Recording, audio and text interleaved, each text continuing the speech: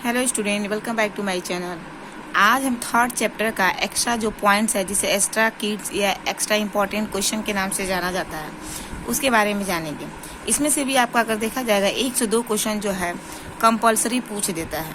देखिए, जैसा कि आप यहाँ पे देखा जाएगा, यहाँ पे कह रहा है कि गर्भ निरोधक गोलियां जिसे माला डी, सहेली आदि का उपयोग गर्भ निरोधक के रूप में किया जाता है। तो ये पूछ सकता है कि वो कौन सी दवाइयाँ या कौन सी गोलियां हैं जिनका उपयोग गर्भ निरोधक के अंदर किया जाता है। तो ये 2 है, माला डी, सहेली। दूसरा क्वेश्चन है, गर्भ निरोधक विधियों का अध्ययन 3 शीर्षकों के अंतर्गत किया जाता है। यानी कि अगर देखा जाएगा प्राकृतिक, जिसे हम परंपरागत के नाम से जानते हैं। दूसरा, यानी कि प्राकृतिक तरीके से भी हम इसे बच सकते हैं। दूसरा देखा जा रहा है अस्थायी विधियां भी हैं।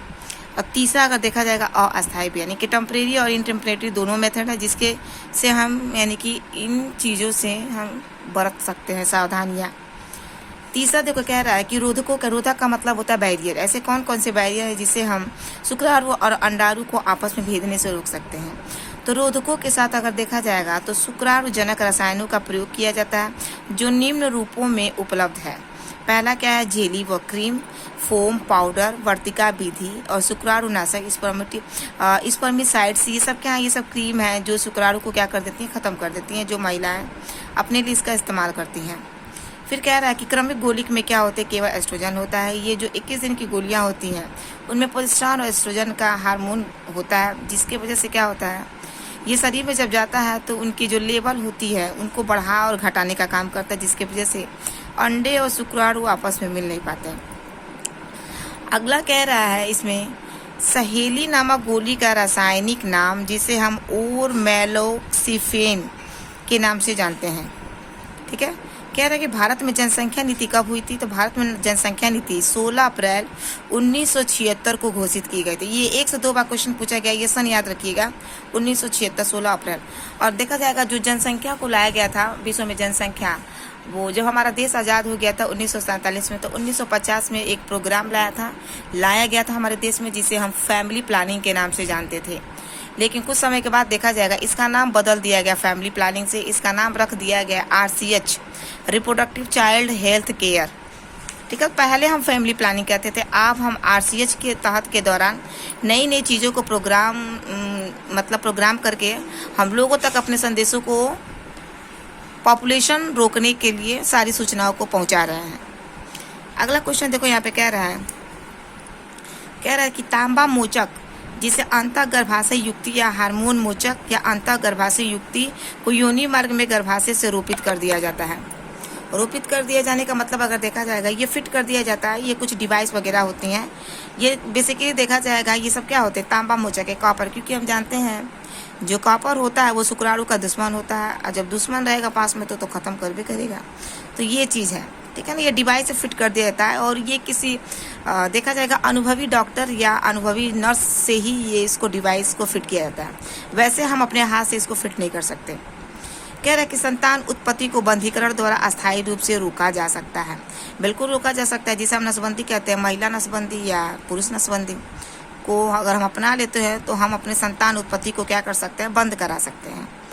फिर कह रहा है, देखिए अगला कह रहा है क्वेश्चन, अकेले प्रोजेस्टेरॉन एवं एस्ट्रोजन के संयोजन का उपयोग संभोग के 72 घंटे के अंदर प्रयोग करने पर यह अत्यधिक कारगर गर्भ निरोधक की भांति कार्य करता है, जिसे हम IPL 72 के नाम से जानते हैं।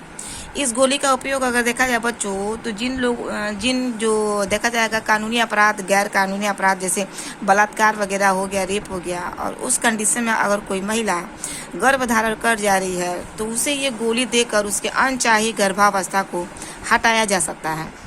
ठीक है, ये बहुत कारगर होता है, क्योंकि जितना ही जल्दी इसको खाया जाएगा उतना ही जल्दी ये असरदार होता है, और जितना लेट से खाएंगे तो उतना ही ये इसका असर कम होगा। इसीलिए यहाँ पे ये इंडिकेट किया है 72 घंटे, यानी कि 3 दिन के अंदर इस गोली को खा लेना ही सही है, तभी ये कारगर होगा।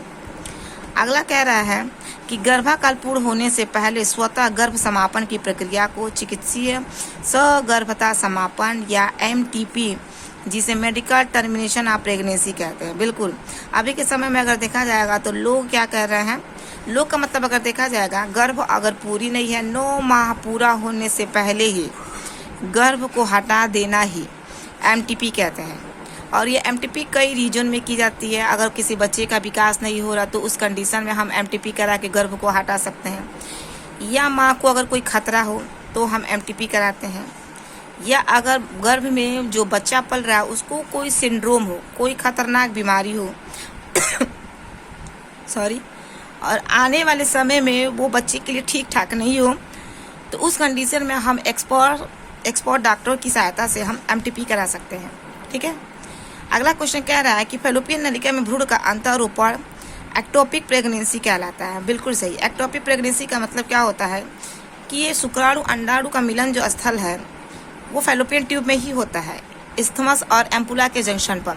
लेकिन कभी कभार क्या होता है कि ये फर्टिलाइज एग जो है नीचे की तरफ सरक नहीं पाता है, और ना सरकने की वजह से क्या होता है ये फैलोपियन ट्यूब में ही बढ़ने लगता है।